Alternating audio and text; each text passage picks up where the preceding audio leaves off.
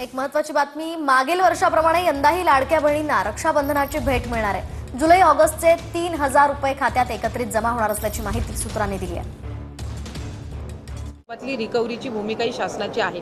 या आधी सुद्धा ज्या वेळेला एका लाभार्थ्यांनी किंवा एका व्यक्तीने 30-30, 35-35 अकाउंट्स ची त्या ठिकाणी एक साताऱ्यामध्ये, एका सांगलीमध्ये, सोलापूरमध्ये अशा पद्धतीच्या घटना घडल्या, त्यावेळेला आम्ही ते अकाउंट त्याच वेळेला सील केलेले आहेत। आणि मला वाटतं एकतर सुरुवातीपासूनच लाडकी बहीण योजना ही लाडक्या बहिणींना त्यांच्या आयुष्यामध्ये आनंदाचे काही क्षण महायुतीचं सरकार देऊ शकले म्हणून ती त्यांना रुचली आहे। पण विरोधकांना सुरुवातीपासूनच त्या ठिकाणी ही योजना ही त्यांच्या कुठेतरी नजरेमध्ये खुपत आलेली आहे।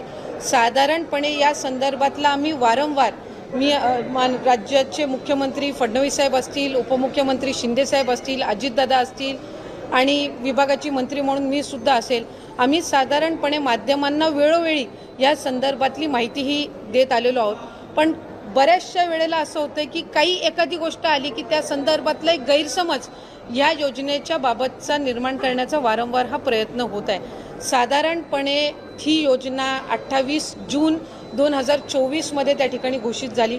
1 जुलैपासून त्या संदर्भातले फॉर्म भरण्याची सुरुवात झाली।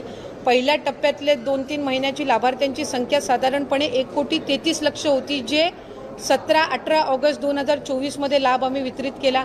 त्याच्यानंतर 15 ऑक्टोबरपर्यंत त्याच्या रजिस्टरच्या संदर्भातली जी काही मुदत होती ही त्या ठिकाणी सरकारच्या वतीने देण्यात आलेली होती।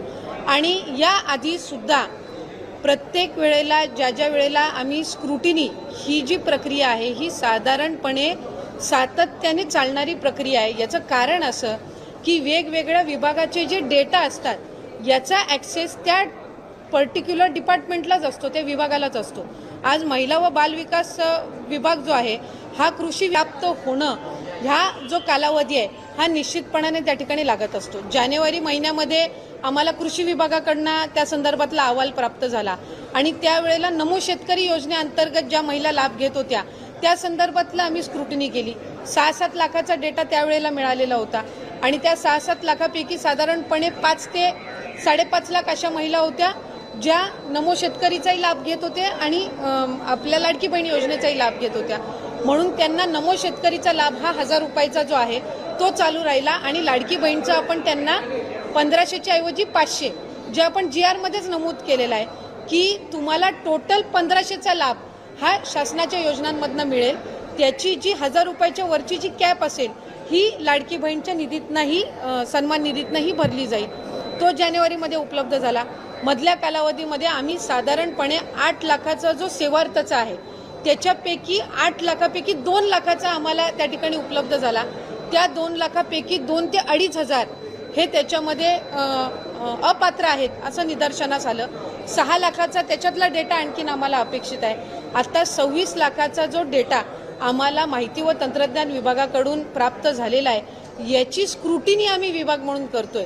एक गोष्ट आपण समजून घेतली पाहिजे की आम्ही प्रत्येक विभागाकडे त्यांचा डेटा मागितलेला आहे आणि तो डेटा आमच्याकडे विभागाकडे प्राप्त झाल्यानंतर त्या संदर्भातली स्क्रुटिनी होत असते। म्हणजे आत्ता ज्या माध्यमांकडे चाललंय की 14,000 पुरुषांनी लाभ घेतलाय का 21 लक्ष अशा महिला आहेत ज्या कुटुंबातले तिसरी महिला आहे आणि योजनेमध्ये 2 महिलांना आपण लाभ देत असतो। ह्या सगळ्या गोष्टींचं त्या ठिकाणी जिल्हाधिकारी असतील किंवा आमची जी ग्राउंड लेवलची यंत्रणा आहे ही त्या संदर्भातलं क्रॉस व्हेरिफिकेशन करणार। क्रॉस व्हेरिफिकेशन केल्यानंतर ह्या 26 लाखामधले जे अपात्र असतील आणि पात्र असतील ह्याचं व्हेरिफिकेशन होऊन त्या संदर्भातला निर्णय घेतला जाणार। असं नाही की 26 लाखाचा डेटा त्यांनी दिलाय म्हणजे 26च्या 26 लाख अपात्र आहेत। यातलं पण प्रॉपरली स्क्रुटिनाइज केलं जाणार। आता आम्हाला इन्कम टॅक्स आहे, इन्कम टॅक्सचा आम्ही केंद्राकडनं डेटा मागितलेला आहे। तो ज्या वेळेला डेटा येईल त्यावेळेला त्याचंही आम्ही क्रॉस व्हेरिफिकेशन करणार। ह्या 26 लाखापैकी असेही असतील की जे आम्ही पहिल्या स्क्रुटिनीमध्ये विभागाच्या स्क्रुटिनीच्या वेळेलाच कदाचित ते बाद झालेले असतील। हा त्यांनी संकलित करून जेवढा डेटा त्यांच्याकडे अवेलेबल आहे तो सगळा त्यांनी दिलेला आहे। याच्यातून आमच्या विभागाची जो निगडीत आहे तो ग्राउंड लेवलवर त्या संदर्भातली तपासणी होणार आणि त्या संदर्भातली स्क्रुटिनी झाल्याच्या नंतर आपल्याला तो आकडा येईल की ह्यांनी जो डेटा दिलेला आहे त्याच्यापैकी प्रत्यक्षात पात्र किती आहेत आणि अपात्र किती आहेत। आणि आत्ता जो आपल्याला साधारणपणे जो काही 14,000 पुरुषांनी लाभ घेतलेला आहे किंवा काय, ह्या संदर्भातली सुद्धा जिथपर्यंत आमच्याकडे ग्राउंड रिपोर्ट येत नाही तिथपर्यंत हे आकडे जे आहेत हे IT विभागाने आम्हाला दिलेले आहेत.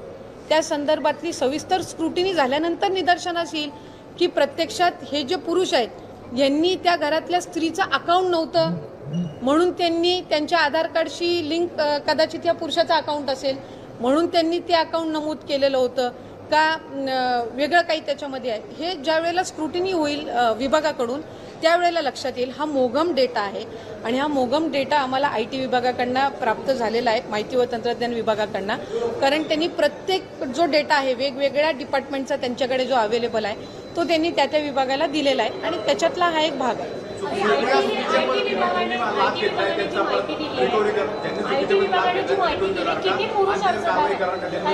मी आपल्याला मगाशी नमूद केलं की साधारणपणे त्यांनी जी काही 14,000 14,500 दिलेला आहे हा मोघम डेटा आहे. ह्याचं क्रॉस व्हेरिफिकेशन झाल्याशिवाय त्या कन्क्लुजनला आपण येऊ शकत नाही की प्रत्यक्षात हे पुरुषांनी भरलेले आहेत का त्या घरातल्या महिलेचं आहे पण तिची अकाउंट नव्हती, तिची बँकमध्ये खातं नव्हतं म्हणून त्यांनी त्यांचं खातं त्याच्यामध्ये नमूद केलेलं आहे का.